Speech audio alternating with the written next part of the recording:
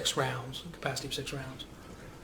News, and where it says live, you'll see a choice of all the different trials that are streaming. You can follow any trial that you want to, but the analysis will be whatever's on the main screen. And for now, right now, we're going to go over a little bit of what happened at the end of the Cochran trial. I think that we were all a little bit surprised at how abruptly that ended, and so we want to bring Kathy Russo back in to talk to her. She is the woman who has the wonderful website Court Chatter, where she follows all of these trials. She's following the Reeves trial as well. Hi, Kathy. Hi, how are you? I'm good. So what did you think? I think, when we spoke at the lunch break, I think we all sort of anticipated at least a full day of maybe even Kelly Cochran continuing to testify. And yet here we are, and they're all done. What do you think? Hey, maybe they watched us during the lunch break. And they thought that the horse was about to be beaten, and so that it was time to wrap it up? And they just thought, let's just wrap it up here. Yeah, I thought they'd go a little more, but you know what? I think that it's what we talked about. It's like, don't beat a dead horse, and got in maybe just enough, caught her in all her discrepancies and her inconsistencies in her stories, and I really think they did a good job. Yeah, I agree with you 100%. What did you think? So after Kelly wrapped up, well, first of all, let's talk about the fact that there was very little redirect. And what there was focused on sort of non-issues to my mind. What did you think of the redirect? It wasn't what I thought it was going to be. In what way? I thought they would at least want to end with, you were scared of Jason. Her defense is Jason shot Chris. I didn't even know Jason was in the house. I didn't know it was going to happen, and then I was forced to go along with it. I was terrified for my life, right. And I was terrified for the next months and months and months, and that's why I stayed with Jason.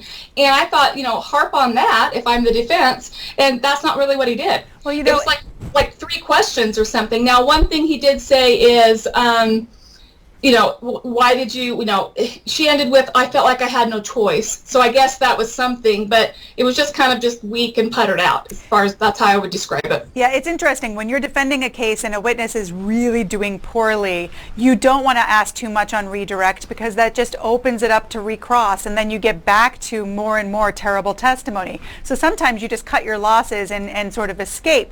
Now, usually my expectation, and we talked about this at lunch, was maybe there would be a saving witness after Kelly Cochran. Instead, we heard by those witnesses by phone, which is unfortunate procedurally, just because it just makes it so hard to connect with those witnesses.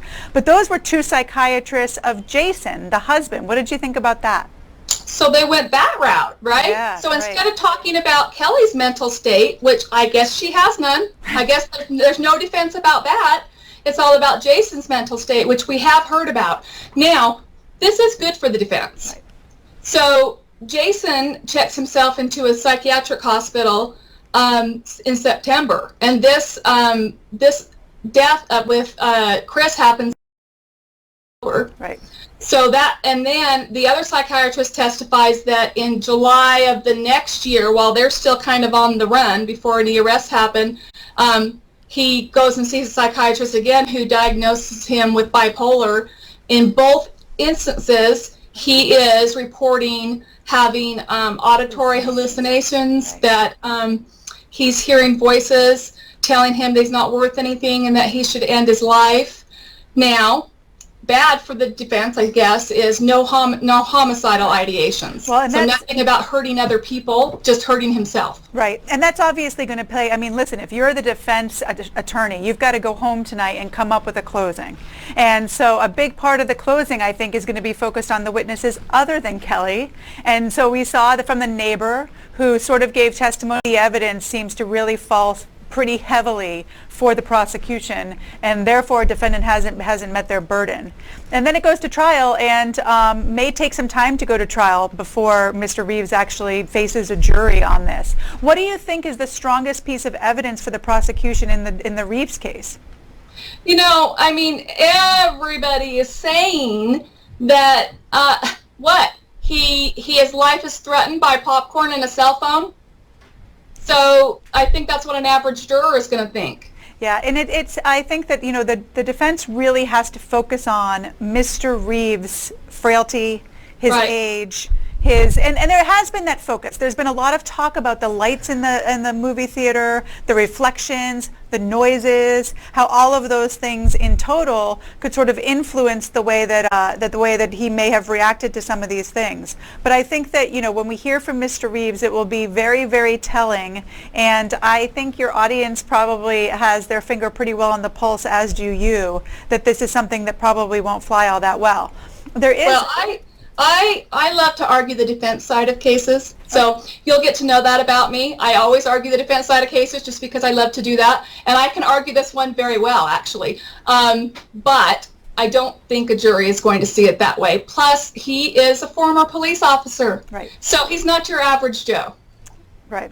Now, I think that we're going to talk a little bit more about Cochran before we wrap up the day. Someone had said that, so I think my producer's telling me that Reeves may be done for the day, and so we have to double check on that and look into that, because if Reeves is done for the day and Cochran's done for the day, then we may be done for the day as well. But first I want to talk to you a little bit more about Cochran, because there was some testimony that happened this afternoon that we haven't gotten into, and I don't know if we have a clip of it or not. I don't think we do, because it was really quick, and I know that you noted it as well. The prosecutor asked her about her tattoos. Yes. Tell our audience about that and the import of that, because I thought that was a huge moment.